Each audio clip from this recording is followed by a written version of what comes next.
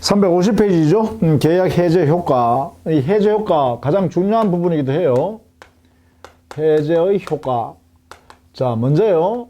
해제 효과 하면 기본적 효과가 있는데 이것은 민법상의 효과이기도 해요. 민법상 효과. 첫 번째, 소급표가 있다. 소급적으로 무효가 된다 이 말입니다. 소급표가 있어요. 첫 번째, 소급표. 그 다음 두 번째, 자, 무효가 됐으니까요. 주고받은 거 있으면 어떻게 될까요? 돌려줘야 되죠. 근데 돌려주는 것은요, 원상회복하라는 거예요. 자, 두 번째는 원상회복이다. 자, 이 원상회복에 관해서는요, 일단 이렇게 정리를 좀 해 두셔야 돼요. 원상회복의 이 성질은 뭐냐? 이 부당이득 반환이에요. 즉, 받은 만큼은 무효임에도 불구하고 가지고 있는 거니까 부당한 이득이죠. 따라서 이것은 부당이득 반환해야 된다는 의미가 되고, 그런데요, 원래 상태로 돌아가라 했잖아요. 그러다 보니까 부당이득 반환의 범위에 있어서는 특칙으로서의 역할을 합니다.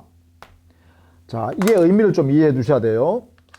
여기의 의미는 부당이득 반환의 법리에 해당되는 것인데, 그 반환의 범위에 관해서는 원상회복하라고 이렇게 규정되어 있기 때문에 거기에 대해서는 특칙의 역할을 하고 있다.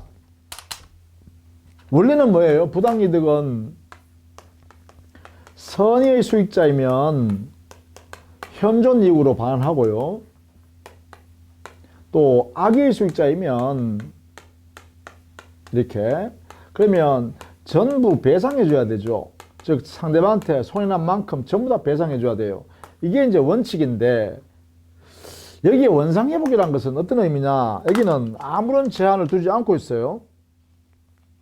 즉 선이냐 악이냐를 구별하지 말고 불문하고 받은 것을 몽땅 전부 다 돌려주라는 거야. 원래 상태로 돌아가라니까.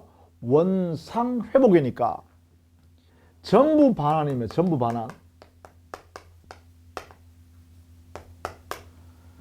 선악 불문하고 전부 반환이에요. 그래서 이게 뭐예요? 특칙이라고 하는 거예요. 반환의 범위에서는 특칙이라고 하는 거예요. 성질은 부당이득이기 때문에 반환한 거다. 근데 그 범위에 있어서는 이걸 적용하지 않고 특칙으로서 선악 구별하지 말고 받은 것은 몽땅 다 돌려준다. 이렇게 되어 있다는 거예요. 자, 이때요, 이 원상 회복할 때 반환할 때 말입니다. 반환하는 물건은 뭐냐? 이렇게 물으면 원물 그 자체를 반환하는 거다, 이런 이야기예요. 이 원물 반환의 원칙이에요. 원칙이 원물 반환입니다. 원물 반환. 이것도 역시 조심해 알아둬야겠죠. 원물 반환하는 것이다. 원래 물건을 반환한 거다. 자, 받은 물건 그대로 다 돌려주고, 과실이 열려 있으면 과실도 다 돌려주고, 다 하라는 거예요. 그런데 여기 이제 우리 규정이에요. 특칙 하나 들어온 게 있어요. 이 원물에 금전을 반할 때, 금전을 반할 때요. 여기에 이제 또 특칙이 있어요. 여기에. 이때는요, 우리 민법에요. 받은 날로부터 이자를 가산해서 돌려준다. 여기 이자가 가산이 있어요. 이자. 금전을 원물로서 반환할 때는 이자를 붙여서 반환하는데, 그것도 받은 다음 날로부터 이자가 아니라 받은 날로부터 이자예요. 받은 날짜로부터 이자가 발생하는 거예요. 이때 이 이자에 해당하는 성질은 또 뭐냐? 이 성질은요, 자, 이자 부분을 돌려주지 않으면, 이자를 가산해서 돌려주지 않으면 금전에서 발생하는 이자가 남아 존재하게 되고, 남는 것을 수익자가, 즉 받은 사람이 그대로 가지고 있으면 이건 부당한 이득이에요. 받을 원인도 없이 그 이자는 법정 과실을 가지고 있는 거잖아요. 그래서 부당 이득이기 때문에 반환한 것입니다. 이자는 부당 이득에 해당된다. 그래서 부당 이득을 돌려주는 거다 이 말이에요. 이렇게 성질을 정한다, 이해한다는 것입니다. 자, 원상회복에 관해서는 이런 내용들을 여러분 이해해 두셔야 돼요. 반드시요. 그 다음에 세 번째는 어떤 게 있냐? 바로 손해배상이에요. 자, 계약을 해지하고 소급해서 무효가 되고 돌려주고 돌려받았어요. 다 돌려주고 다 돌려받았어요. 다요. 정리했어요. 그럼에도 불구하고 상대방의 채무자의 채무 불이행을 이유로 계약을 해지했잖아요. 그래서 별도로 해지한 사람은 상대방에 대해서 손해배상 청구권을 행사할 수가 있다 이 말이에요. 별도로 손해배상 청구권을 행사할 수 있도록 우리 민법이 인정합니다. 이렇게 해요.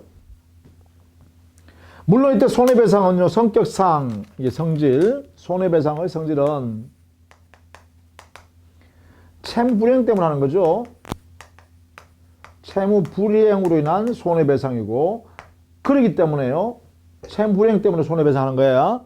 그러니까 그러기 때문에 이행했더라면 누릴 수 있었던 이익 있죠. 이행이익의 배상이다 라고 해석해요. 이렇게 이행이익의 배상이다. 기본적 성격이 그래요. 이렇게. 그래서 우리 법적으로 보면요, 소급적 실효, 원상회복, 그리고 손해배상 청구권의 인정, 이 세 가지가요 우리 민법의 가장 기본적 세 개의 성질, 즉 법적 효과예요. 이렇게요. 자, 이것을 꼭 알아두셔야 돼요. 의미를 알아두셔야 돼요. 이런 내용으로 정리해 두셔야 돼요. 이것이 여러분 350페이지에 있는 동그라미 1번과 2번 내용이 있는데 여기에요. 자, 원상회복했어요. 소급해서 실효해서 원상회복했어요. 자, 이때 물권 변동에 관한 내용은 어떻게 하냐? 여기에 우리 판례 태도의 이론적 구성이요. 이 이론적 구성을 어떻게 하냐? 이것은 우리는 이렇게 해석합니다. 해제로부터 직접 효과가 발생한다. 간접적으로 발생하는 게 아니라 해제한다라는 그 의사표시에서 직접 효과가 발생하는데, 이때 직접 효과의 의미는 뭐냐? 이것은 물권, 거기 보다시피요. 동그라미 2번에 있죠. 소급적 효과에는 소급효가 어디서 나오냐? 해제한다는 의사표시로부터 직접 효과가 발생하는데, 이 직접 효과는 어떤 물권 변동을 초래하느냐? 이것은요, 바로 채권적 효과가 발생하는 것이 아니라 물권적 효과가 직접적으로 발생한다 라고 해석합니다. 이렇게 해요. 이것이 근거는, 우리 판례가 근거는 직접 효과로서의 물권적 효과다라고 하는 해석 근거는 뭐냐? 바로 유인성을 취하기 때문에 그래요. 우리 판례가 유인성설에 근거해서 해석하니까 물권 변동이 발생한다라는 거예요. 즉 해제하면, 물권 효과 의미입니다. 해제하면, 해제 시 물권은 당연히 원래 상태로 복귀한다라는 거예요. 당연 복귀. 자, 이 말의 의미는 무엇이냐? 물권이 당연 복귀된다는 것은 이 물권이 부동산에 관한 물건이다 라고 할 때 등기를 하지 않아도 물권이 복귀되었다라는 의미란 거죠. 그래서 해제는 187조 여기에 해당되는 것이다 라는 거죠. 즉 매수인한테 소유권 이전 등기까지 다 해줬더라도 그 매매 계약이 매도인으로부터 해제당하면 물건이, 매수인 앞에 있는 물건이 해제하는 순간에 당연히 소유권이요 원래 매도인한테 복귀된다는 거야. 자, 매도인에게 소유권이 복귀됐음에도 불구하고 등기는 아직 매수인이 소유권 등기를 가지고 있는 거죠. 그렇더라도 이미 소유권은 매도인에게 복귀된다 이 말이에요. 자, 이 이야기를요 하나로 알아두셔야 돼요. 이게 판례의 해제의 소급적 실효 무효가 된다라는 이 원리는 직접 효과설에 의한 물권적 효과설에 근거해서 해석하는 것이어서 이 물권적 효과설은 바로 이렇게 해석한다. 물권의 당연 복귀, 이렇게 해석한다는 것입니다. 물권의 당연 복귀.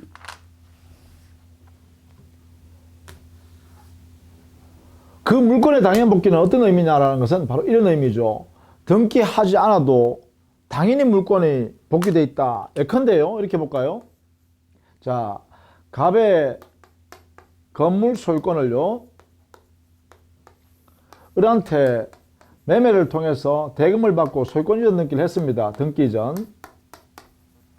그러면 을이라는 사람이 매매 계약에 한 소유권을 취득하게 되죠. 소유권이 을한테 와 있다 이 말입니다. 등기는 이렇게 하는 순간에, 등기가 을한테로 이전 등기하는 순간에 이렇게. 자, 그런데 만약에 을이 잔금 예컨대 5천만 원을 덜 준 상태에서 이렇게 소유권 이전 등기를 먼저 돌라해서 넘겨줬다는 거예요. 합의해서. 그러면 을은 소유권 취득했습니다. 취득했는데 잔금을 5천만 원을 지급 계속 안 하더라는 거예요. 약속을 위반하더라는 거야. 그러면 이것은 이행지체를 하고 있다. 그러면 계속 갑은요, 이 매매계약을 그대로 놔둘 수 없잖아요. 그래서 산납기간 최고하고, 그래도 이 이행지체가 계속 불이행이다. 이럴 때는 여기에 있는 매도인 갑은 이 매매계약을 해제해버린 거죠. 갑은 해제해버려요. 이렇게. 자, 이게 다 끝나고 났는데도 보고 이행하지 않으면, 그쵸? 이거에 근거해서 해제해버린다. 이행지체를 통해서. 그러면 이 해제했을 때 효과는 어떻게 되냐라는 것입니다. 이 해제 효과. 소급에서 무효가 되고, 그러면 소유권 여기 없고, 이 소유권은 당연 복귀됐다. 소유권 여기 와 있어요. 당연 복귀. 이거죠. 물권인 소유권은 당연 복귀됐다. 그러면 보세요. 등기는 여기 있죠. 을 앞에. 이 소유권 등기는 아직 을한테 있어요. 있음에도 불구하고 그 소유권은 당연히 갑이 가지고 있다. 이렇게 되는 거죠. 갑이. 이런 내용을 이렇게 표현했다는 거예요. 즉 등기는 을이 있지만 소유권은, 그 부동산 소유권은 갑이 가지고 있다라는 거예요. 자, 이때 갑의 소유권이 취득했다는, 당연 복귀됐다는 것은 187조에서 등기 이전 안 했잖아요. 등기 안 했는데 불구하고 소유권은 여기 와 있다 이 말입니다. 그러면 이 말 속에서요, 당연 복귀라는 말 속에서 어떤 효과가 발생하냐? 상대방의 등기는 매도인이 뭐예요? 소유권에 대한 물권 청구권에서 등기 말소하라고 했겠죠? 이렇게. 자, 물권적 청구권을 행사하게 됩니다. 해제하고 난 후에는 물권적 청구권으로서 권리를 행사하게 돼요. 이렇게 되겠죠. 이 소유권에 의해서 이 소유권 등기를 말소하라 라고 청구하겠죠. 이렇게 말소 등기를 청구하게 된다 이 말이에요. 이 말소 등기 청구권의 성질이 뭐냐? 바로 여기에 있는 소유권에서 나오는 청구권이기 때문에 이 성격이 바로 소유권에 의한 물권적 청구권의 성질이다. 이래 되겠죠. 물권적 청구이다. 이렇게 해요. 이것을 이렇게 표현하고 있다는 것입니다. 자, 요 의미를 또 한 덩어리로 알아두셔야 돼요. 요 한 덩어리로 이대로 정리를 해 두셔야 됩니다. 강조해 둡니다. 이것이 여러분 교재예요. 350, 351페이지 상단까지 정리되어 있어요. 물권적 효과설. 자, 재료에 351페이지 재료예요. 니은의 물권적 효과설 이것만 정리합니다. 학설은 견해 대립되는 부분을 표현하기 위해서 만들어 놨지만 우리 시험에는요, 그 니은 동그라미 351페이지에 있는 니은 동그라미에 물권적 효과설 판례 이것을 시험에 낸다는 거예요. 여기는 이는 물권행위 유인설 입장에서, 이게 판례가 유인설이죠. 유인설 입장에서 채권행위 매매계약이 해제로 인하여 실효된 경우에 물권행위도 이에 영향을 받아 그 효력을 상실한다고 보아 상대방이 보유하던 소유권은 당연히 원권리자에게 복귀된다. 원권리가 누구예요? 매도인입니다. 매도인에게 복귀한다는 것이다. 따라서 해제권 행사는 곧 소유권 이전을 유발시키는 물권 변호적 효과를 초래한다. 이거죠. 해제하면 물권은 당연히 복귀된다. 이게 초래한다는 거예요. 등기할 필요도 없이도 당연히 복귀됐다 이거죠. 그래서 해제한 매도인이 상대방 매수인 앞에 있는 등기의 말소 청구권은 바로 물권적 청구권이다 이 말이죠. 이 내용을 반드시 알아두셔야 하는 거예요. 여기까지 알아두시면 물권법, 채권법 다 하게 되는 것입니다. 다 이렇게요. 자, 그러면 소구표가 있으니까 말입니다. 소구표 소급표가 있으니까 제3자 보호 문제가 초래되죠.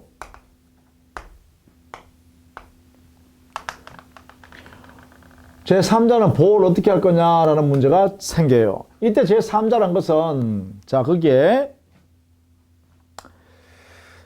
351페이지 가운데 동그라미 4번에 있습니다. 소급표로 인한 제3자 보호 문제에 났죠. 여기는 물론 물권적 효과설을 취했을 때 제3자 보호를 어떻게 할 것인가의 문제다. 이걸 말하고 싶어서 하는 거예요. 지금 우리 판례에 물권적 효과설, 이것을 가지고 계속 설명하는 것입니다. 이것을 가지고 소급표일 때 제3자 보호 어떻게 할래? 라는 문제가 출현된다는 거예요. 물권적 효과설 취할 때 판례 입장에서.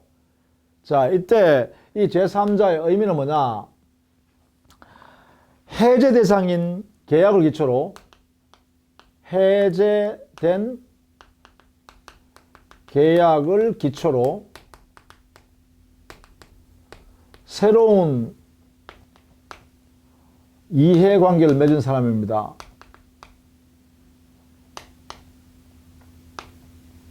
새로운 법률상 이해관계를 맺은 사람, 사실관계는 안 됩니다. 법률상 이해관계를 맺은 사람, 이 사람만이 돼요. 이 사람만이.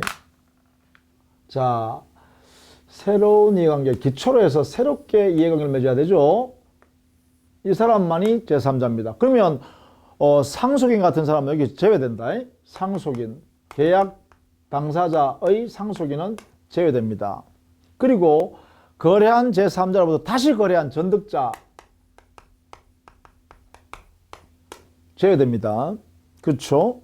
그리고 기초로 새로운 했는데 이때 이 제3자는요, 새로운 이해관계를 맺은 사람은요, 반드시 물권관계로서 물권관계 기초로 해야 됩니다. 그래서 물건에 대한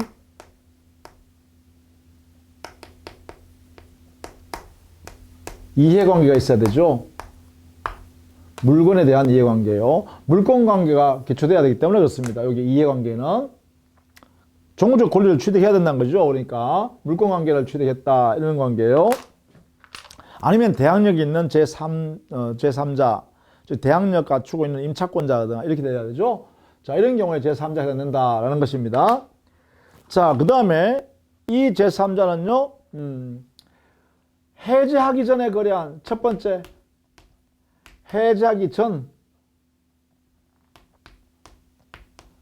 거래한 제3자, 이럴 경우에는 이 제3자는요, 선악불문합니다.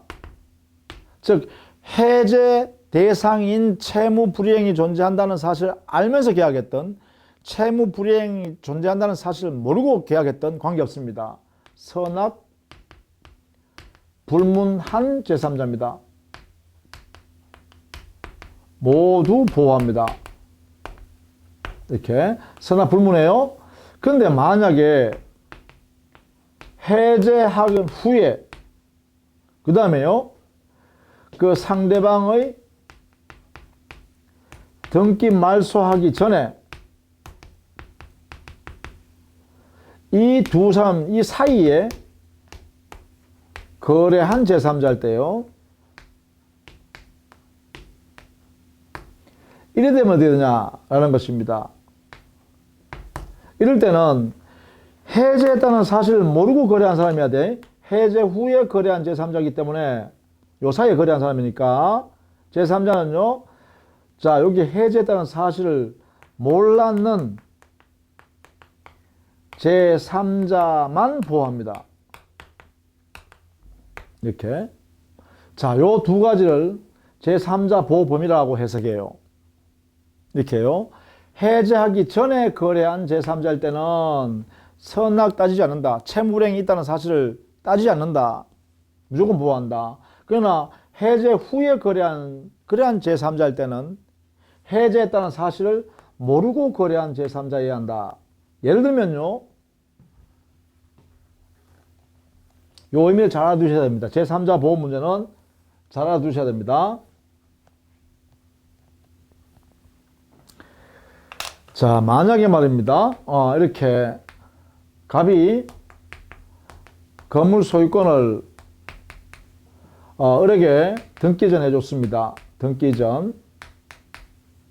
그래서 건물을 넘겨줬죠. 이렇게. 근데 이때 을이 매매 대금에서 아직 잔금 5천만 원이 아직 남아있는데 을이 당에 갑하고 약속을 해가지고요. 야, 내가 소유권 등기 먼저 넘겨주면 내가 다른 사람한테 임대 나서 보증금 받은 다음에 아니면 다른 사람한테 저당 설정해서 아니면 이렇게 표현하겠죠. 뭐 임대 나서 보증금 받아서 내가 잔금 치를 테니까 등기 먼저 넘겨줄래? 사이가 친구 사이니까 이렇게 했어요. 좋다 해서 넘겨줬다는 거예요. 그러면 을은 매매 계약에서 소유권을 넘겼으니까 소유권은 을한테 넘어왔죠. 이렇게. 자, 이런 상태에서 만약에 그러면 여기에 병한테 자 부동산 임대차 주택 임대차를 그래서 임차인 이 사람을 임대놨다 이렇게 봅시다. 그래서 임차인이 대항 요건을 갖췄다. 이런 상태로 병이 당의 건물을 점유하고 있다 합시다. 자, 이러면 보세요. 자, 여기 있는 제3자는요. 법률상 이해관계인 했는데 여기에 물권관계 또는 물건에 관련돼야 한다 이렇게 했는데 여기서는 뭐 소유권 취득한다든가 지상권 취득한다든가 전세권 취득한다든가 저당을 취득한다든가 아니면 대항력 있는 임차권도 포함됩니다. 대항력 인정되는 있는 임차권을 취득한다든가 이런 내용의 등등의 권리를 취득해야 됩니다. 그럼 여기에 병이라는 사람은 매매 기초로 해서 새로운 매매 계약, 임대차 계약이겠죠. 매매를 기초로 해서 임대차 계약. 왜냐하면 이때요, 을이 잔금 5천만 원 지급하기로 했는데 잔금을 차일피일 미루고 있다는 거예요. 그러면 채무불행이잖아요. 채무불행 상태에서 만약에 병에게 이렇게 임대놨다라고 해보세요. 자, 이러면 갑은요, 계속 뭐예요? 야, 임대 났으니까 보증 받았으니까 5천만 원 잔금 지급해라 이래 하겠죠. 그런데 계속 이것을 이행하잖아요. 채무불행하면 어떻게 해요? 산당기간 최고하고 그런데도 이행 안 해요. 그러면 어떻게 돼요? 갑은 이 매매계약을 자 해제해버리겠죠. 이렇게 등기 전 넘겨줬으니까 없어요. 이제 해제하겠죠. 이렇게 해제해버리면 그 효과는 어떻게 되나요? 이 매매계약은 처음부터 무효가 되죠. 처음부터 무효. 처음부터 무효면 이 사람 을은 처음부터 소유권 없는 사람이죠. 처음부터 소유권 없어요. 그럼 처음부터 소유권 없는 사람부터 임차 받은 사람이죠. 자, 이때 임차인의 임차권이 소멸하는가 아니면 선의 제3자 보호 규정에서 보호되는가라는 것이에요.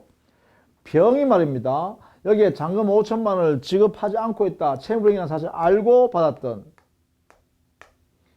만약에 이 5천만 원 채무를 아직 이행하지 않았다는 것을 모르고 받았던 해제하기 전에 거래한 그렇죠? 해제 전에 임대차 한 이러한 병은 선이든 악이든 관계없이 대항력 갖춘 임차권이라면 이것은 뭐라고요? 보호가 된다 이 말이에요. 이게 여기에요. 해제하기 전에 거래한 제3자이기 때문에 선악 불문하고 이 선악은 뭐예요? 여기에 있는 채무불행이 존재한다. 해제할 수 있다는 권리가 인정된다는 여부를 따지지 않고 이 말이죠. 이것을 따지지 않고 병은 보호된다라는 거예요. 이렇게. 근데 만약에 말입니다. 이게 이런 경우는 달라요.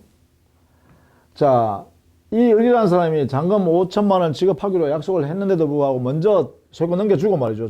그 다음에 잔금을 지급하기로 한 날짜가 됐는데도 안 주고 있어요. 그러니까 갑은 뭐예요? 계속 이행해달라고 최고하고 그래도 이행 안 해요. 해제했네요. 자, 해제하고 난 뒤에 후에 이 등기를 소유권 등기를 말소 등기 전에 여기죠. 해제한 후에 말소 등기하기 전에 병이 을로부터 임대차 계약을 맺어서 대항 요건을 갖췄다라고 해보자는 거예요. 이렇게요. 여기 이거죠. 해제한 후 상대방의 등기 말소하기 전에 그 사이에 거래한 제3자 이거죠.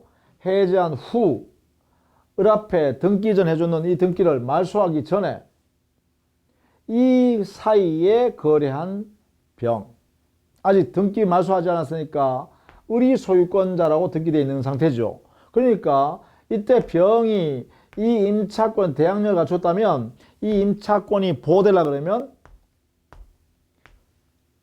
이 해제했다는 사실을 모르고서 임대차에 임차인이 됐을 때만 보호된다라는 것이에요. 요게 바로 요거예요. 선의의 제3자. 요 내용을 꼭 알아둬야 돼요. 요 두 개 구별할 줄을 꼭 알아둬야 돼요. 그만큼 중요하다는 것입니다. 해제하기 전에 거래한 이해관계를 맺은 제3자일 때는 선악 불문이에요. 그러나 해제한 후에 거래한 제3자는 해제했다는 사실을 모르고 거래한 선의의 제3자만 보호된다라는 것이다. 이렇게요. 정리를 꼭 해 두셔야 합니다. 여기에 해당되는지 안 되는지는 351페이지 하단에 있죠. 해당되는 경우 물건과 관련되는 것들이에요. A. 계약에 기한 급보의 목적이 물건이나 그 물건에 기초한 권리, 물건입니다. 물건에 취득한 양수인. 그 다음 B. 급부 목적물의 저당권자 또는 질권자, 물건 위에 저당권, 그 다음에 질권을 설정한 자. 3. C. 해제된 계약에 의하여 채무자인 책임재산에 된 계약의 목적 물건을 감유한 감유채권자.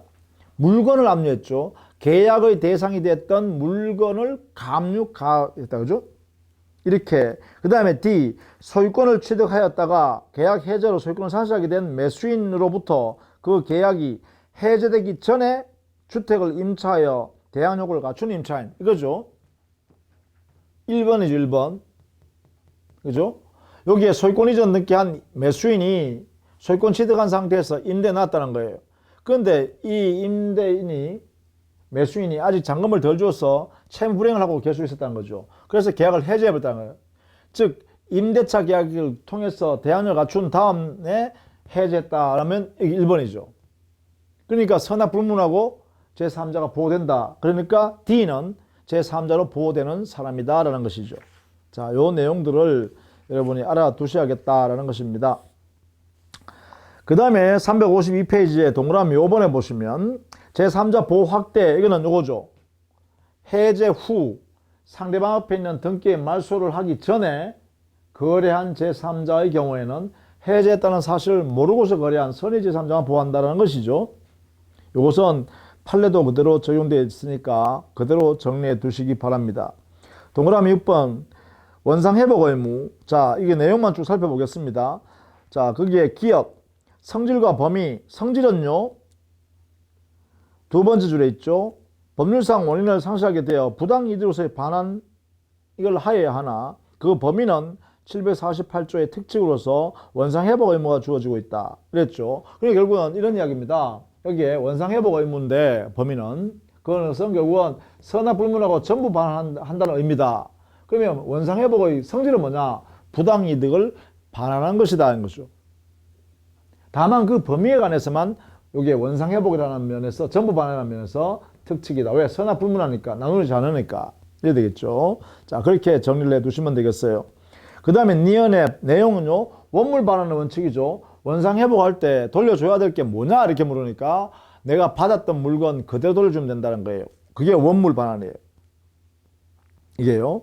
다만 그게 마지막 부분이에요. 금전을 반환할 때는 받은 날로부터 이자를 가산해서 반환한다. 이때 이자는요, 역시 성질은 부당이득이라는 면도 조심해서 알아둡니다. 그 다음에 다음 페이지에 동그라미 7번 손해배상 청구권 인정한다 했어요. 즉 해제하고 원상회복을 다 했다 하더라도 채무 불이행으로 인한 손해배상 책임은 그대로 남아있다는 거죠. 채무 불이행한 채무자는. 그죠? 그래서 상대방 해제권 행사한 해제권자는 해제하고 나서 원상회복했더라도 손해배상을 청구할 수 있다는 것입니다. 별도로 인정한다. 이때 손해배상의 그 성질은, 그렇죠, 이행이익의 배상이라는 것이다. 이렇게요, 정리를 해두시면 되겠다라는 것입니다. 자, 그 다음에 해제권 소멸인데요. 이 해제권이 소멸하는 것은, 그러네요. 해제권 행사에도 소멸하고요. 그죠? 해제권 없어지는 형성권이니까 해제권 소멸, 여기서는 원인을 알아두시면 되겠다라는 것이 우리 시험에서는 사유를 물어볼 겁니다. 사유. 해제권 행사에도 소멸하고요. 해제권은 제척기간이잖아요. 제척기간에 걸리죠. 왜요? 형성권이기 때문에 그렇습니다. 그죠? 형성권이기 때문에 제척기간 10년 내에 행사해야 된다. 이렇게 적용되겠죠? 자, 그런데 우리 민법에 특별한 해제권 소멸 사유를 정한 게 있어요. 그게 이제 여러분은 정리해야 될 내용이죠. 그것은 여러분 교재 355페이지 가시면 첫 번째는요. 자, 해제권이 발생돼 있어요. 채권자한테. 채무자가 채무 불이행했기 때문에. 그러면 채무자는요. 저 채권자가 해제권 행사할지 안 할지가 궁금하잖아요. 그래서 10년 동안 내버려둘 수 없잖아요. 10년. 그렇죠? 그래서 뭐냐면 채무자는 채무 불이행한 채무자입니다. 채무자는 상대방 채권자한테 말이죠. 해제권 행사 여부를 상당 기간 최고할 수 있습니다. 채무자는 상당 기간을 정해서 최고할 수 있어요. 이걸 최고권을 인정하고 있어요. 만약에 그 기간 내에 해제 의사표시를 받지 못하면 그 해제권은 소멸해 버립니다. 이게 채권 효과죠. 기간 내에 그 해제 의사를 받지 못하면 해제권은 소멸한다. 이렇게 됩니다. 소멸한다.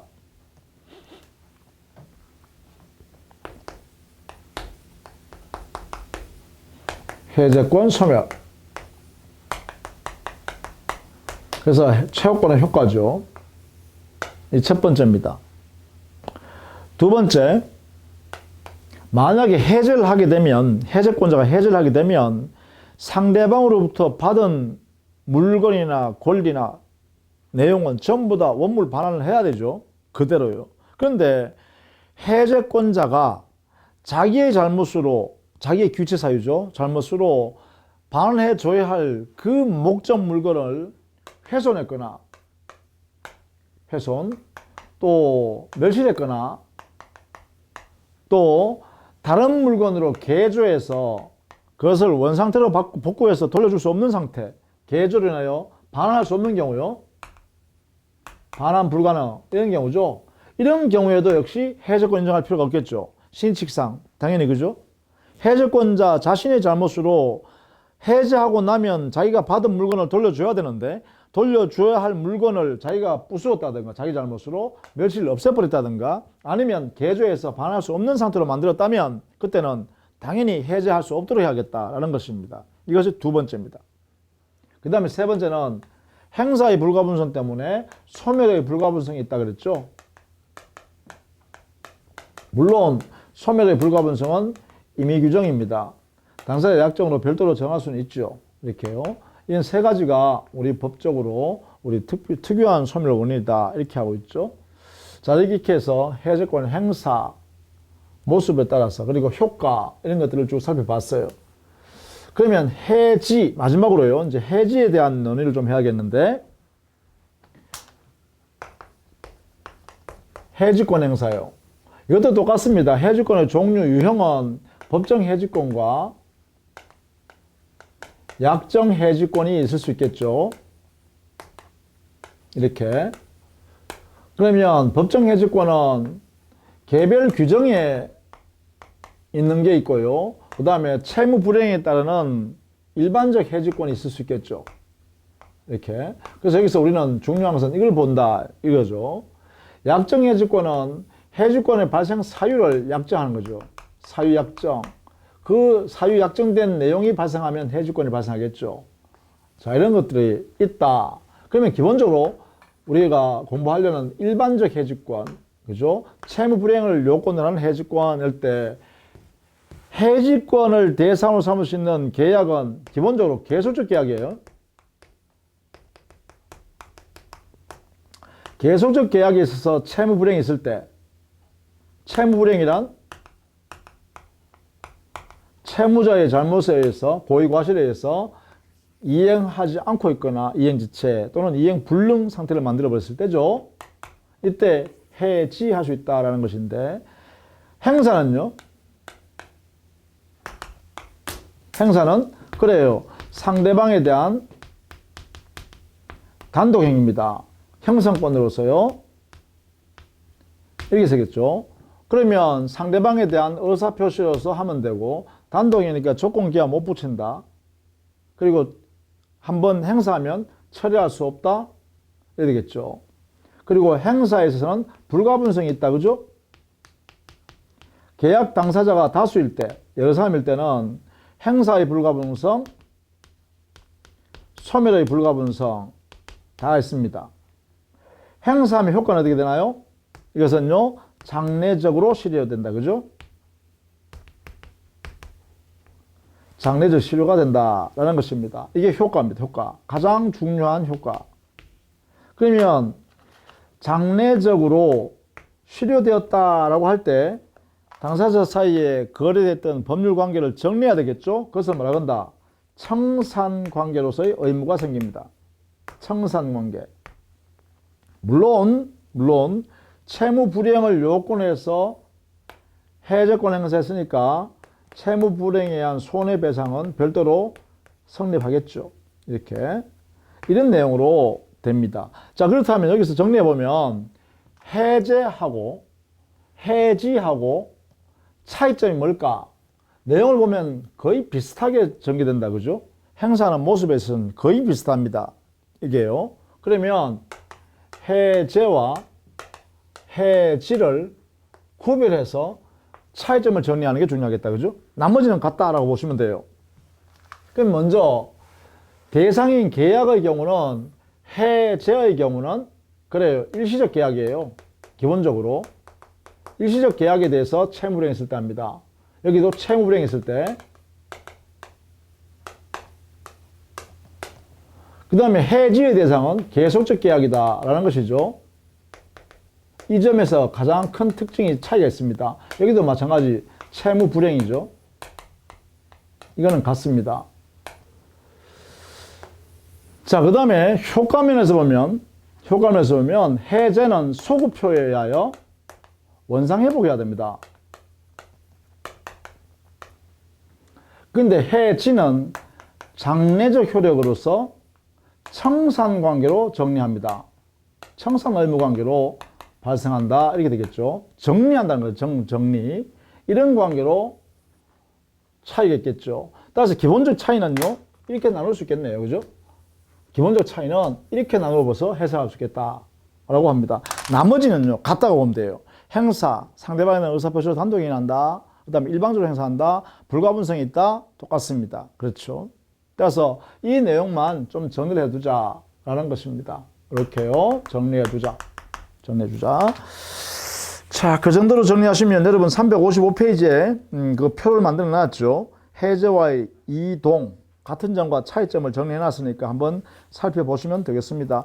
행사의 모습과 해제 효과는 정리했으니까 한번 여러분이 그대로 읽어봐 두시면 되겠습니다. 자, 이렇게 해서요, 해제의 효과를 아주 상세하게 차근차근 정리했습니다. 이 내용을 반드시 여러분 숙지해야 나중에 문제 풀이 과정에서 활용할 수 있습니다. 그래서 내용을 충실하게 반복해서 좀 많이 읽고 또 듣고 해 주시기를 부탁드릴게요.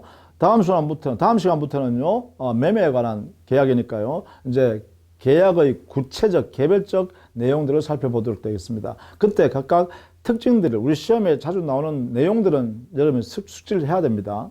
그래서 최소한의 건 숙지하고 그 다음에 최소한 그 내용을 이해하려고 노력을 좀 많이 해주시기를 부탁드릴게요. 자, 수고 많으셨습니다.